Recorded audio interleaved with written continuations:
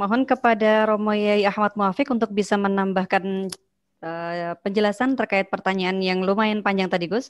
Jadi mungkin tadi yang sudah dijelaskan oleh Gus Muafiq ada al-muhafadzatu 'alal qadimi sholih wal akhdhu bil jadidil aslah begitu.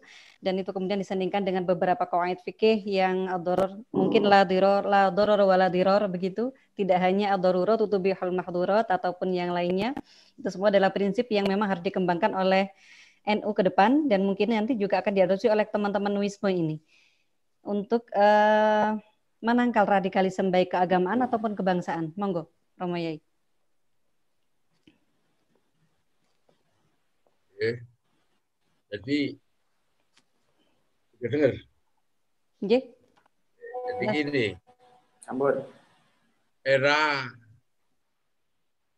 yang disebut radikalisme agama dan radikalisme kebangsaan itu adalah secara faktual ya sudah lalu itu kan. Jadi radikalisme kebangsaan itu adalah meruntuhkan sendi-sendi bangsa, sendi-sendi negara yang secara terbuka menggunakan kekuatan-kekuatan yang bersumber dari kekuatan-kekuatan bangsa juga.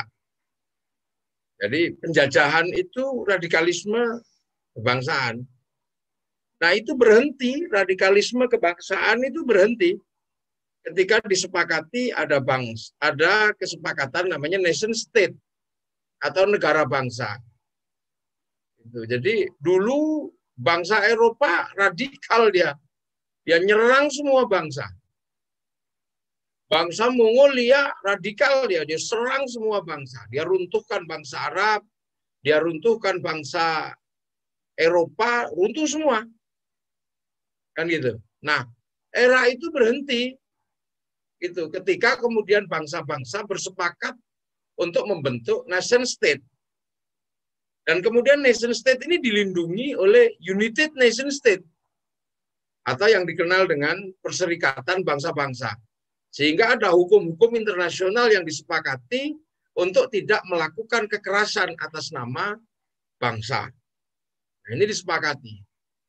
Nah, tapi akhirnya ada juga yang kemudian kecewa dengan situasi seperti itu. Ini yang pertama.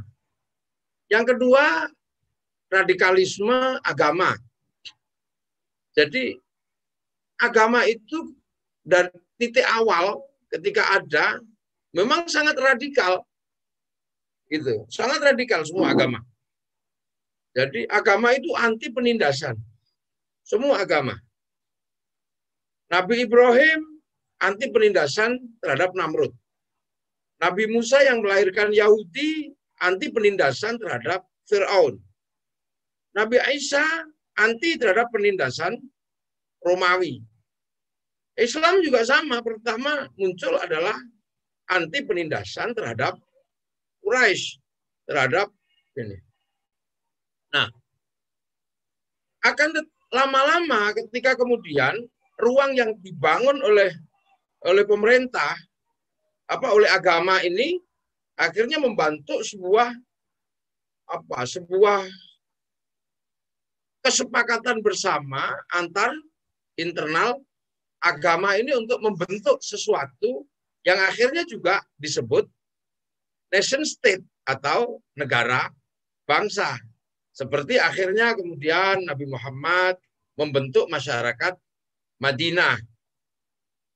Nabi Muhammad membentuk masyarakat Madinah. Kemudian Nabi Isa membentuk masyarakat Palestina. Nah, semua sama. Akhirnya ada bentukan-bentukan ini. Nah, embrio-embrio perubahan yang dinarasikan oleh agama ini akhirnya melindungi hak-hak manusia. Nah, itu satu era yang pernah berjalan. Gitu kan? Itu era yang berjalan. Sampai satu ketika terjadi kekurangan resources dari semua bangsa. Bangsa-bangsa seiring dengan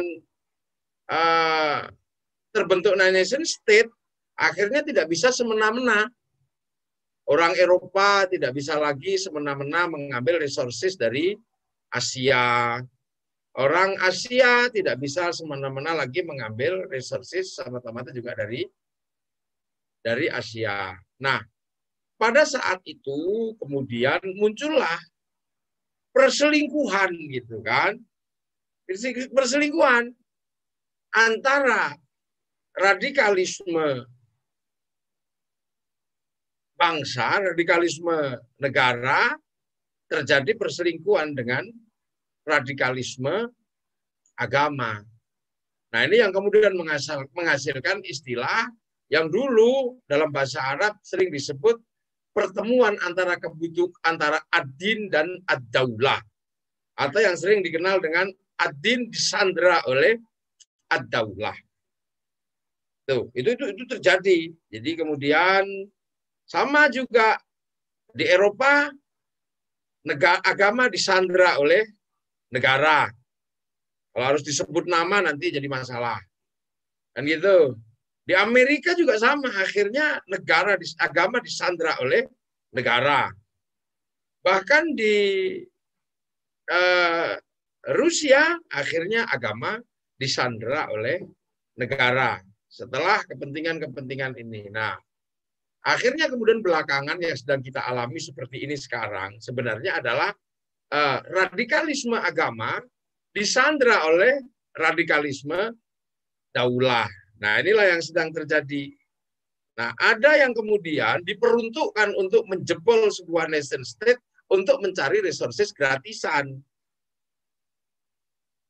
Nah, resources gratisan inilah yang sekarang kemudian paling mudah menggunakan menyandra radikalisme agama untuk kepentingan radikalisme bangsa.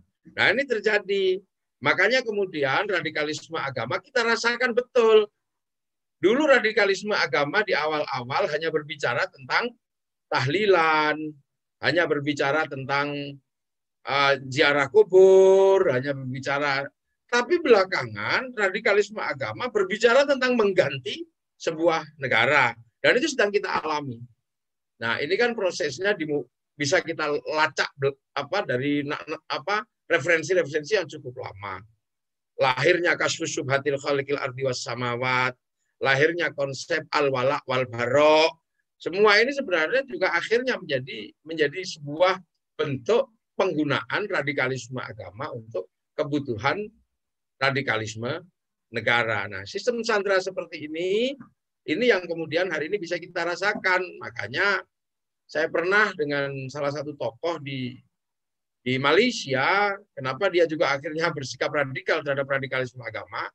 Mereka mengatakan, dulu mereka kita fasilitasi untuk jaga masjid. Tapi lama-lama kami dikafirkan dan bentuk negara kami disalahkan. Maka kemudian kami juga akan melakukan sesuatu yang cukup keras kepada mereka. Nah, di Indonesia itu belum terjadi, makanya ya kita harus bisa melihat bahwa itu punya tugas masing-masing. Nah, inilah yang sedang terjadi hari ini. Ini saling sandera ini mesti diurai. Nah, inilah santri-santri ini punya tugas berat. Karena apa? Mengurai dari sesuatu yang ideologis, artinya yang sudah memang salah paham. Nah, ini harus diurai dengan satu arus lagi, di mana ada yang dikasih paham yang salah. Jadi ada yang memang sudah dari awal salah paham. Tapi memang ada juga yang dari awal, yang memang datang belakangan, orang yang dikasih paham yang salah. Nah, ini ketemu sekarang ini di era 4.0 ini, menjebol bangsa dan negara menggunakan agama. Ya. Nah, ini kerjaan-kerjaan berat, ini kerjaan Bang Hamdan ini. Gimana semakin banyak membuat tulisan-tulisan, gimana semakin banyak melakukan pekerjaan berat. Itu nggak mudah, karena ini berbicara peradaban. Gitu lah. Ini sedang berbicara peradaban. Dan peradaban ini, hari ini memang benar-benar peradaban di antara. Karena nanti kalau sudah bergeser, peradaban ini akan bergeser ke titik di mana kalau Anda hati-hati, kelompok-kelompok ini paham, nggak dipakai lagi untuk melakukan kerja-kerja penghancuran negara. Yaitu ketika semuanya nanti geser ke Cina, karena Cina ini sudah melewati fase itu. Dia sudah melewati fase di mana Tuhan kalau melarang judi, dia bikin dewa judi. Tuhan melarang mabuk, dia bikin dewa mabuk. Tuhan terlalu cerewet dan terlalu berkuasa, Sun Gokong naik sampai Tuhannya ngungsi. Itu fase itu nanti akan datang. Ini benar-benar satu titik. Ini eranya Gus Islah sekarang lagi dikafir-kafirkan. Karena apa? Gus Islah berbicara bangsa dan negara. Tapi nanti ketika sudah fase lewat, Gus Islah ini akan menjadi orang yang harus berpikir perselingkuhan antara agama dan kekuasaan ini nanti membuat landing yang paling ma'ruf ini, yang inilah seperti landingnya Jamal Al-Banna, landingnya Abu Yusuf, murid Taqiyuddin, landingnya Jamal Al-Banna, adiknya Hasan Al-Banna, landingnya banyaklah di Indonesia, banyak yang bisa landing. Dulu ketika mereka anti mantasyabba biqaumin fahuwa minhum, jadi anti Belanda, sampai sekolah ke Belanda juga diharamkan, tapi kemudian bisa landing. Lulusan Belanda bisa ketemu dengan lulusan pesantren yang tadi awalnya sangat berseberangan. Yang satu disebut pengkhianat karena ikut politik etis, yang satu melawan tetap di pesantren, tapi bisa landing ketika berbicara bangsa dan negara. Nah, ini butuh rumusan-rumusan yang tidak mudah, butuh berpikir dengan landscape yang sangat luar biasa. Sama seperti berpikir tentang Gus Dur jatuh. Ada buku yang namanya Menjerat Gus Dur. Kan gitu, dijerat oleh Akbar Tanjung, dijerat oleh Fuad Bawazir. Nah, itu di dalam dunia keagamaan kita emosi, tapi di dalam politik itu biasa.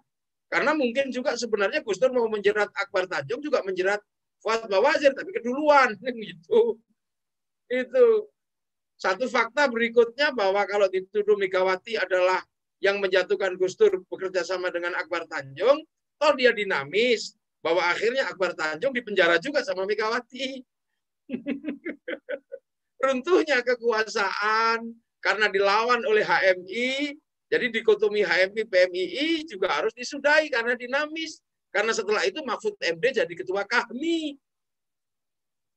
Dan gitu. Nah, ini kan dinamisasi ini loh membuat titik-titik landing yang indah ini bagaimana kekerasan dalam beribadah dibikinkan titik landing min alamatil i'timadi alal amal nuqsanu roja ya inda wujudi zalal. Itu kan titik landing yang luar biasa indah. Itu kepentingan politik dan kemanfaatan negara dibikinkan titik landing tasarruful imam ala ra'iyah manutun bil maslahah. Kan indah-indah semua kol-kol nenek moyang kita ini. Nah, inilah orang-orang pintar ini yang saya harapkan nanti bikin titik landing. Karena bagaimanapun juga kita ini punya tugas berat. Apa tugas berat kita dari yang kita sebut radikalisme itu? Tugasnya hanya satu. La taj'al fi qulubina ghillal lil ladzina amanu. Ini paling berat. Padahal mereka menganggap kita ini barok, musuh. Tapi kita tetap berpatokan pada ghillal lil ladzina amanu. Jangan, nah inilah beratnya kita ini. Semarah-marahnya kita, yang kita marahi bukan orangnya, tapi sikapnya yang akan menghancurkan kemanusiaan, menghancurkan agama, dengan menghancurkan bangsa dan negara. Nah, itulah yang mesti kita pikirkan bareng-bareng. Oke, Hamdan, kalau Gus Islah, Gus Rifkil, ini Mbak Dewi, ya, mesti bareng-bareng, semuanya kita jaga. Ini diskusi-diskusi ini penting. Hanya saja nanti suatu saat kita mesti ketemu darat lah, tak undang ke rumah ya. Tak bakarin kambing. Insya Allah, siap. Tak bakarin kambing, nanti kita sambil bakar kambing lah di sini, kayaknya indah itu. Kita bisa berdiskusi berhari-hari atau berjam-jam, ya. Monggo matur nuwun.